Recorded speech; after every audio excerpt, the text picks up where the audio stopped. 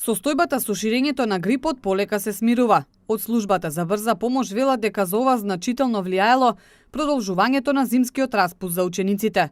И работата на службата деновиве е речиси преполовена.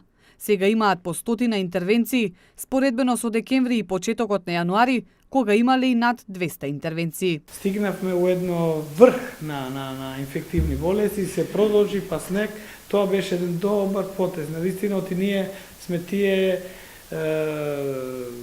работници што го видовме како течеше таа ситуација и фала Богу што тоа го направија надлежните од јавно здравство, од Министерството за здравство и тоа некако многу ни помогна за да ние во континуитет немаме и деца со грип.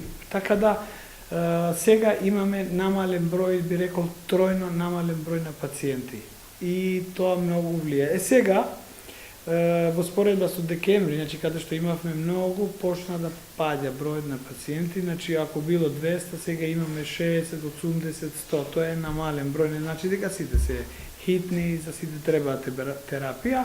Нуредини вели дека сега будно е следат состојбата, оти грипот и настинките, со најавениот пораст на температурите може повторно да се вратат. Ние сме спремни сега, пак чекаме да се врати рецидив или па да имаме пак овие денови што ни доаѓаат сега. Значи, ние сме спремни и го чекаме да имаме пак зголемен број на пациенти, бидејќи сега промената на температурата ќе влијае посебно на овие хронични пациенти кои што се дома и дали внимаваат на терапија, наистина кај нив ќе почне со хронични болести, така да плучни болести да се појави и тие што се со срцеви болести, со притисок, што се со имунокомпрометиран имунитет послабен, кај нив да се појави и да се дали инфекции или вирусни инфекции ги очекуваме, али дај Боже и да нема. На удар на променливото време најмногу ќе бидат изложени хронично болните.